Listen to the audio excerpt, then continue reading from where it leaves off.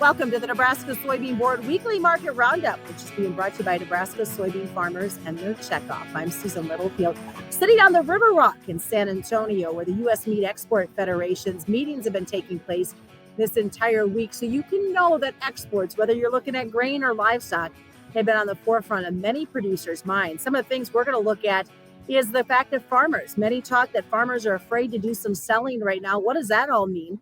The wheat complex that we've been closely watching, we're going to find out what's going on there as this is heading towards spring planting, what we're seeing in prevent plant as well to those folks to the north. And then speaking of planting, soybeans. We know that in many areas in Nebraska and in northern Kansas, frost happens. Frost isn't something we normally talk about late in May, but that might cause concerns for these beans as we go down the road. We'll be talking about that and a whole lot more on this week's episode. It may be small, but this little bean fuels a lot of power. It powers a food industry as a top source of protein. It's a fuel that powers diesel engines with fewer emissions. It powers a state economy and bottom lines. And it powers the rest of the world as a top Nebraska export. Yeah, it may be small, but we're finding more ways for this little bean to power Nebraska. Well, welcome back. As you can see, joining me on the screen today is Shawn Hackett. He's with Hackett Financial Advisors, and we've got Darin Fessler with Lakefront Futures. And gentlemen, it's been an interesting week when it comes to just the trade in general. And Shawn, I do want to start with you because as we started this program, you were talking to me about farmers being kind of afraid to do some selling. Does that mean old crop, new crop, or both? It's actually both. I mean, farmers got caught selling too early for the last 2 years. They left a lot of money on the table. And they don't want to miss it this time. This is the typical cycle that we go through. And so if you're a farmer and you're looking at delayed planting, you're looking in your northern plains, you can't get it in the ground, you just had a frost, it's just very hard for the farmer to go out there and say, I'm going to really aggressively sell this market right now, even though the prices are attractive and it's probably something they should do. I see a whole lot of reluctance, and I'm afraid that might be a big mistake come the time of harvest. And I'm really trying to bring home the idea that you need to at least do something to protect the downside price risks, even if you don't want to make cash sales. I think if you don't, you'll be wishing you had. I had heard earlier today that in Illinois, and it was over $18 that was being paid on some of these cash beans. I mean, there's the opportunity that's there to make some money. But again, I think there's some nervousness being involved. Well, like I said, there really is. But usually when everyone's on the same side of the boat, Susan, everyone's bullish, everyone's afraid to sell, it usually is the right time to actually do what you don't want to. The best hedge is the one you don't want to do. And I've seen this happen so many times. And as I said, even if you're someone that says, look, I'm not comfortable making a cash sale, you just got to do something about putting some floors under this market, because one day you're going to wake up and something's going to change with the markets, and they're going to be limit down for some reason, and you don't want to be selling into a hole when that happens. Some good things to think about. Darin, I know from a wheat perspective, I think there does continue to be some nervousness, not really knowing what's going on with this crop, as we hear a lot of mixed comments coming from all these different wheat tours. Yeah, especially the KC market. It's been a back and forth with conditions. I still think Shawn's message about doing something rang true here. I mean, we're up near lifetime highs in this wheat here, and even the spring wheat. I know there's a lot of issues with Minnesota planting and North Dakota issues, but these are still, if you can get out there and at least just make some sales, whether that be setting some floors, setting some HTAs, especially on the winter wheat market, is providing you opportunities now. And like I've said to subscribers and clients, there's a lot of things in the outside markets that, you look at some price pattern correlations. Yes, the fundamentals are maybe different than 2008, and we might have a lot different fundamentals this year with our balance sheet for corn. But you still, at these levels, I think you need to step in here, or at least create a plan, and not just say, well, I'm going to sell if it breaks. Because when it breaks, it could break violently. And so that's the thing, there is complacency because people have missed out on some pretty big rallies over the last couple of years. And that's exactly what I'm hearing as well. And I think Shawn would agree that there is that complacency out there that I'm not going to sell until I maybe know what's in the field. And I know that this week in particular, Minnesota and North Dakota clients are being a little bit more active in the markets. Is it too early to talk prevent plant? Given where the price is, I know for a fact that North Dakota and Minnesota producers will plant past their plant dates. There's no question about it. All right, I want to ask both of you this, since we were talking the wheat market, and I think it affects all grains in general.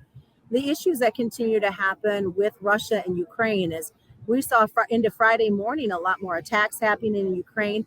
And then I had read that there was maybe some goodwill that might be coming from Russia on getting ports open. I mean, how much do you trust word on that, considering the recent past of Russia and workings on moving grain? Headline driven. That's how I'm taking it. I'm not putting too much faith in any of that until I actually see some actual shipments of that. Yes, if they can get some grain shipped out of Ukraine, I think that could be pressure that into this market. I think that's probably what you had seen earlier this week. And so I need to see it. I need to see some verification of that first, not just the headlines.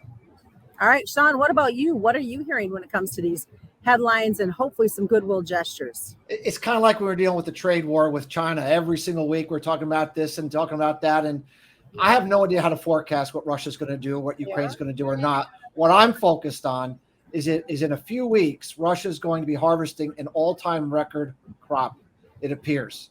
It looks like it could be 88 to 90 million metric tons, 15 million metric tons above last year. And they are willing sellers, even if Ukraine is not able to sell. And I think that is a bigger, that's something more impactful, has more clarity to me, that I think we can forecast, that says there's going to be plenty of supply of winter wheat coming from Russia. And to some extent, they have huge ending stocks from last year when they had the export taxes that built up those ending stocks. So I think if they're willing sellers, and I think they will be, I don't think we're going to have to worry too much about summertime supplies of winter wheat, at least for a little while, despite all the headlines about what Ukraine will or will not do.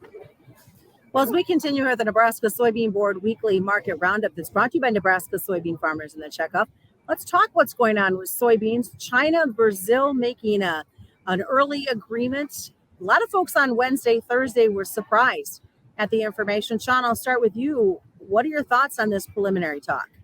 Well, if I'm China and I don't know how long Ukraine is going to be offline, and I don't know how everything, maybe I want to go into Taiwan. I don't know what the U.S. would do.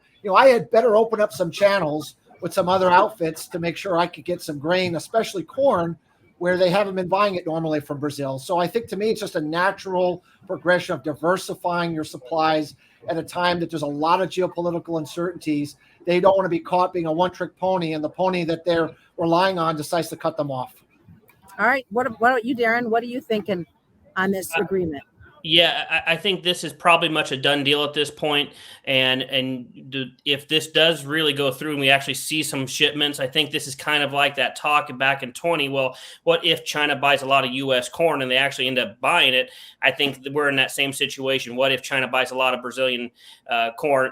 Where does that put the U.S.? I mean, with much more competition. And if you look at over the past decade here, what China has done with the Brazilian bean imports, boy, they could do some damage here when it comes to our exports. And so I think that's the road we're going down here. I think that the relationship between Brazil and the Chinese is something that's going to grow, and we're just going to have to deal with it as U.S. producers.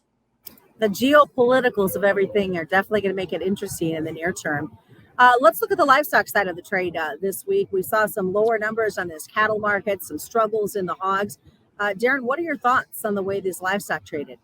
I still think that, cattle in general, it's going to be a difficult trade. And I continue to think maybe Q4, Q1 of next year, you're going to come in here 1 month and you're going to see placement numbers really low and people are going to be wondering where the cattle are.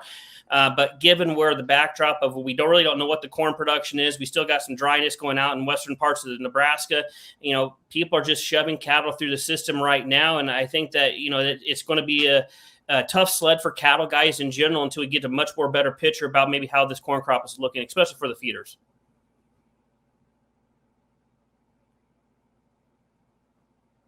I can't hear Let's you, try Susan. that. For once, There we go. For once, the dairy industry isn't getting blamed for the influx of heifers and cows coming to market. Yeah, I mean, that's very true. I mean, what's interesting in the dairy situation is that even though prices are near all-time highs, profitability is at best modest because of the dramatic increase in cost of production from feed, from labor. So, back in 2014, when we had $25 class 3 and class 4, they were making $5, $6, $7 net margin. Now they're struggling to make maybe $1.50. And so there's just there's just nothing going on there that would that gives them the same kind of confidence to go out and expand. And so that's an interesting situation because normally when the stock market's getting hit, when the economy's going sour, when demand is on the fence and prices are high, usually the milk price will cave in pretty significantly. And we have not seen that like we've seen in cattle and like we've seen in hogs. It's sort of a market that's found an unusual insulation from normal outside macro factors. I still think we can have a correction here into the summer, but with only $1.50 margin and lack of expansion and really no serious increase in production, I still think that the milk price is going to be fairly well supported into the fall. Well, I know, gentlemen, it has been an interesting time, and I think over the next couple of months, it's going to continue to be an interesting time as we watch what happens with these markets from a global perspective. I appreciate both of you joining us this week. Thank you so much, Susan. Thank you, Susan. Always a pleasure. All right, we want to remind folks that this report's being brought to you by the Nebraska Soybean Board for their farmers and their checkoff dollars as we broadcast today from the U.S. Meat Export Federation meeting. Always reminding folks that commodity futures and options involve a substantial risk of loss, not suitable for all investors. And most importantly, as we head into this holiday weekend, don't forget the true meaning of what Memorial Day is. That's this week's report.